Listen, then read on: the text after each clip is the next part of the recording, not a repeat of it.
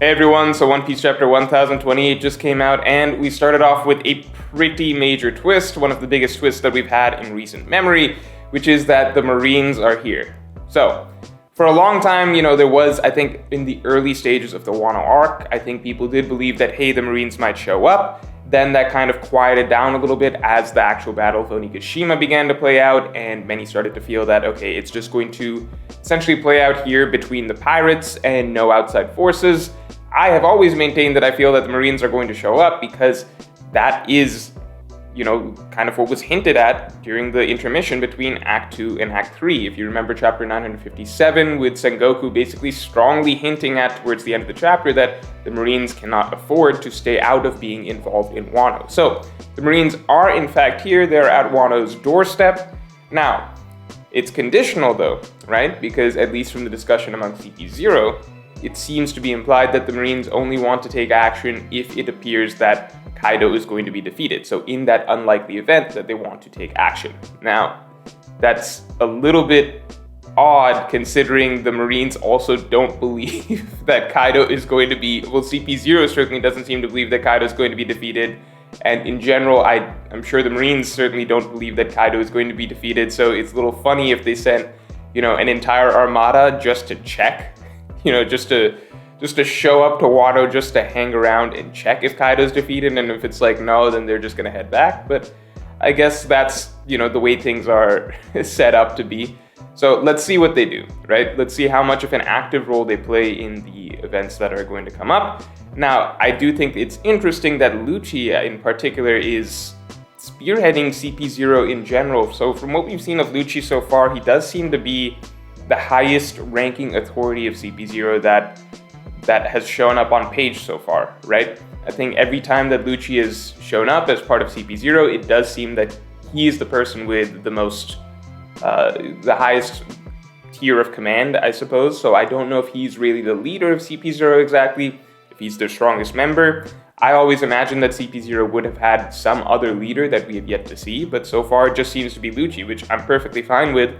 It feels fitting that, a previous arc boss is now, still the boss of that same organization of Cypherpole, but just now upgraded to the highest tier of that organization. I mean, it makes sense that Lucci would be the boss. I just kind of always figured, I was like, okay, well, what if there's someone a little higher up among CP0? But Lucci makes sense. I am interested in the CP0 members that are currently on Onigashima, as they have just been given the order that, capture Nico Robin at all costs. Flash, the whole setup of CP0 just being like, we gotta capture Nico Robin at all costs, and like Cypherpole being like, yeah, we'll do it. It's just so Enies Lobby all over again. It's hilarious. It's just, I'm just reading the pages. I'm like, is it 2021? What's going on here? Like, this is just the same story. Not in a bad way, I'm saying. It feels weird, right? Like, it feels like a bit of deja vu just seeing Lucci in Wano. Lucci back to that old shtick of talking about, we gotta capture Nico Robin at all costs. And like his other Cypherpole people are like, yeah, we're gonna do it. So I think that's interesting. Some people have mentioned that maybe Brook's matchup is going to be Cypherpole, CP0. I could see that just because, it's Brook has not yet gotten a matchup, and it does seem like CP0 is going to make a concerted effort to capture Nico Robin at this point.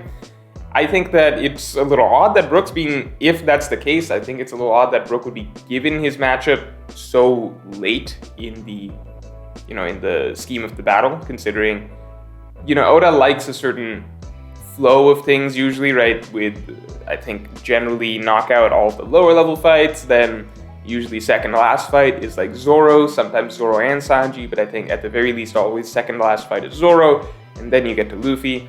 So I think just the fact that Zoro and Sanji's fights are currently ongoing, and now there's the prospect of maybe, CP0 versus Brook.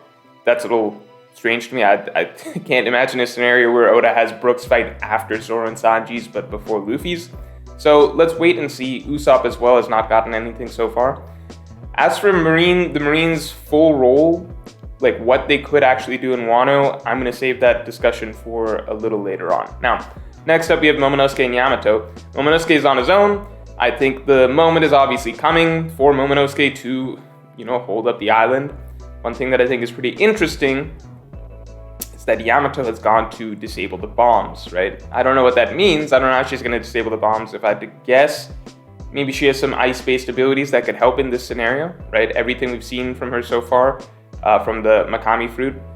I hope I got it right this time. I know last time I got her dog fruit wrong, but from the Makami fruit, we've seen everything that we've seen so far has been ice-based. We've even seen that she's capable of creating a sort of shell made out of ice. She used that to protect herself from the Thunder Bagawa to a degree. So I wonder if that's going to be her method of trying to stop the bombs, short of just chucking them out of the window, which would have the same effect essentially as just letting him fall on the flower capital. So let's assume that she's gonna actually disable the bombs or do something about them. That does have me thinking though, all right, pause for a second. Why is Oda having Yamato disable the bombs? If Momonosuke is just going to hold up the Onigashima thing the entire time successfully, then what's the point of saying that, well, Yamato has to go disable the bombs? Could it be that Onigashima is eventually going to come down on the flower capital? Could it be? Which is why Oda needed the bombs disabled before such an event could occur? I'm just asking questions. Yeah, I'm just asking questions. That came out weird. But it's because I'm excited by the possibility of my favorite theory, the raid failing. Anyway, the main part of this chapter was obviously Sanji and Queen. So this was... okay, this was the funniest moment of Onigashima. Okay, I don't know if it's the funniest moment of Onigashima so far. No, it might... I don't know, it's up there. I think the last time I laughed like this was probably... you guys know what I'm referring to, right? I'm referring to the entire section from Queen shooting out in snake mode at Sanji to the Brachio launcher, okay? I think the most I'd laughed in Onigashima up to this point was basically likely the Luffy and company traveling up to the top level of Onigashima. And the gifters the recurring gag of the gifters that they met along the way, I thought that was funny at a point. But this was really funny because this was it. I mean, flashback to, Sasaki flying with his Triceratops fruit, which was obviously not something a Triceratops can do. But this was even more ridiculous. I promise you, when Queen had his panel of, fully extending, preparing for a special move, and then just shot straight out of his skin, I actually, legitimately jaw dropped. I was absolutely confused. It's like, are we in Looney Tunes? What's going on here? And then the double gag of the Brachio launcher shooting him. I enjoyed that quite a bit. I thought that was really funny, actually. I laughed both times. I really enjoyed that Queen part of the chapter. I think Queen has definitely been the most entertaining of the calamities so far. Probably the most entertaining of the Tobi Roppo in general. Ulti is pretty cool. I don't know. Queen's been the most entertaining, I think. So that's the gags aside, the fight in general. All right, I'm conflicted about the fight. On one hand, I like the fact that Zoro and Sanji are finally doing as one would have expected they would do against a Yonko commander. Okay, because I don't want any sort of. Here's the reality of it. Okay. The first several chapters that we got to see Zoro and Sanji versus King and Queen, I mean, even just when it was hypothetically just Sanji versus King and Queen, right? I mean, Sanji came into the whole fight, right, kicking Queen around while knocking Perospero around very easily, and Sanji went a lot, this was the first chapter, I believe, that we got to see on panel Queen doing damage to Sanji. I might be wrong on that, all right? But for a long time, it was Sanji who was Sanji got plenty of hits in on Queen. Sanji seemed to be doing just fine. No worries at all, which is very confusing if you look at Sanji's previous interaction with Doflamingo, right? But Sanji was doing just fine against Queen. Got a lot of hits in against Queen. Queen couldn't really, nail him down. And then Zoro came in and Zoro started doing the same to King. It wasn't until last chapter that King really got a hit in against Zoro, right? And then started making Zoro struggle. So, I mean, because when Zoro and Sanji first started this fight, right, it was like they were taking care of Mr. Five and Miss Valentine with that double page spread. It was just very easy for them at first. And, they went a couple chapters with essentially having no challenge in those fights, which was just surprising because we've come to expect, from Luffy versus Cracker, Luffy versus Katakuri, Luffy versus Doflamingo, we've come to expect commanders to be, we've been waiting and waiting for Zoro and Sanji to finally get to fight. characters of that level. And we certainly were not expecting, I don't think people were expecting them to have been handling it as easily as they were. Not to say that they can't still win, right? Not to say that we weren't expecting them to ultimately win. But I think this is more so what we were thinking was going to happen, which is that they would have a severe degree of difficulty initially in the matchup, similar to like Luffy versus Katakuri, right?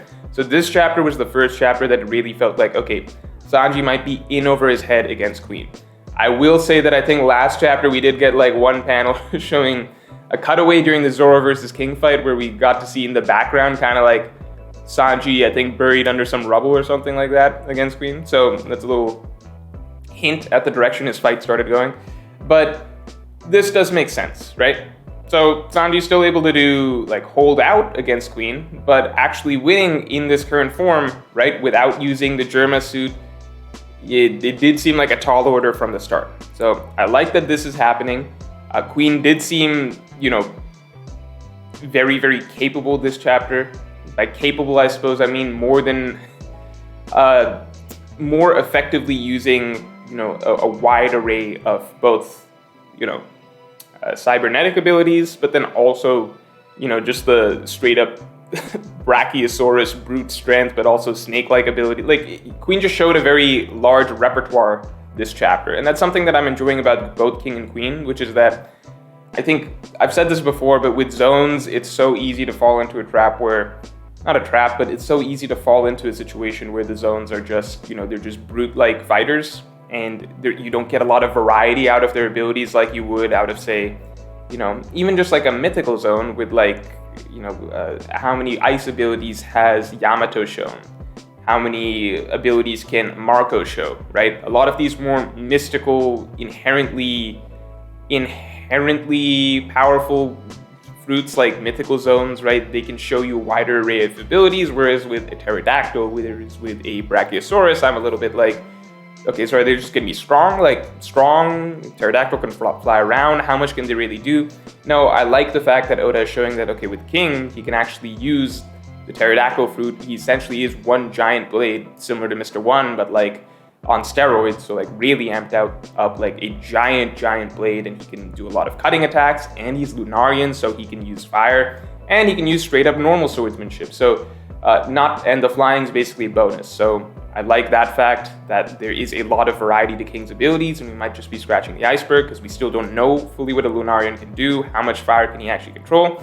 And then on Queen's side, it's not just like, robot arms and stuff like that. It's laser beams, it's this brachio launcher thing, it's modding his entire body so that he can separate parts of it to turn into a snake-like form and basically strangle the opponent. And then obviously the Brachiosaurus' brute strength, brute force, and everything like that. So I like the variety that we're getting from both these characters. It makes sense. They're calamities. They should have like a really, really strong repertoire of abilities aside from just being physically capable. R.I.P. Jack, who really was just a mammoth in the end. Literally just a mammoth in the end. So, it is what it is. At least who's who do you... Rokushiki. Okay, we're not going to dwell on Jack. I still think Jack's going to make a comeback. Not really. Well, I don't know. All right, we just want to talk about Jack, all right? Let's just not talk about Jack. So, last part I'll say is basically on Sanji's end of things, right? Sanji's end of things, I am a little confused in general. I'm just confused, right? So maybe you guys can help me out. I'm confused basically on the direction that Oda wants to take, because clearly this is a moment of, okay, so Sanji's been saying, no, I don't want to use the Germa suit. No, I don't want to have the same abilities as those guys, etc., right? And a large part of Whole Cake Island, I think most people would agree, in fact, it was explicitly spelled out for us at the end of the arc by Judge himself, that like the fact that Sanji, by Judge and Luffy's interaction, that, a lot of this arc was about Sanji just staying true to himself, and Sanji not needing to be like Germa, not needing to be some, perfect soldier, right? To essentially be great in his own right? And that is what Luffy told him. That is what Judge called him out for. That was what that entire scene kind of like put a bow on the arc for, right? So Sanji staying himself was important to most of Whole Cake Island, right? So that seemed to be a lesson or takeaway for his character there. Now it seems like Oda is doing something new with Sanji's character, which is he's kind of forcing Sanji into a situation where he is having to open up to the idea of using, obviously, the raid suit, which Sanji did ultimately use earlier on in the arc, and I guess that was a little bit of a prelude to the bigger transformation, which was his body actually changing into becoming a Germa soldier, right? Or not a Germa soldier, you know what I mean, like a Germa android, whatever those guys are. Brain's a little fuzzy right now, it's the morning, right? So, what is the direction Oda is going to take Sanji's character right now? Because so far it's just been, I don't want this, I don't want this, I don't want to be like them, I want to be myself, etc., right? I want to remain human. Are we going to have the entire fight play out with Sanji basically complaining the entire time that, hey, I don't want to be, you know, like those, I don't want to be like my brothers, you know, Queen, I'm beating you around, but I'm not happy about it? Is it going to be a little more like immediate, like kind of when Sanji put on the raid suit, he was immediately just like, okay, you know what, I can roll with this, I like the advantages that come with this. I would prefer if it's not that way because it kind of feels a little bit cheap if Sanji, you know, the moment that he's just like, oh, well, actually, I am pretty strong now that my enhancements are kicking in. You know what? Forget it. I just like it this way. So it would feel a little bit cheap because it would feel a little bit like, why spend so much time focusing on Sanji not wanting to be like them, wanting to separate himself from his family, if just the moment that he gets a little bit of a boost out of it, you know, a combat boost out of it, he just throws all that to the wind and is okay with it. So what I'm interested to see is essentially, what is Oda trying to get at for Sanji? Are we going to get some point of closure for Sanji? I think some point of closure, some sort of actual like reconciliation with his thoughts of basically, you know, his past trauma and what he's been trying to separate himself from, you know, and just being content with being himself rather than having been forced into the mold that his father was making him. Are we going to get some sort of reconciliation with that? Like with his past and him being okay with having these abilities beyond just a superficial level of like, oh, well, it helps me fight better, therefore I'm okay with it. I hope that's the direction that we're headed. So I hope that this actually could turn into one of Sanji's most meaningful fights in the entire series, because Sanji's an interesting character in that a lot of his fights throughout One Piece are not actually, how do you say? And they're not meant for character growth the way that a lot of the other Straw Hats fights are. So a lot of Sanji's fights do show off his wits more, they show off his wits and his strength in a nice little combination, but he doesn't have as much character growth in his fights as a lot of the other Straw Hats do. So I think that this could be a rare and very special fight for Sanji. I'm definitely looking forward to it. So if you enjoyed this, then definitely like, comment, and subscribe, and I will talk to you all next week.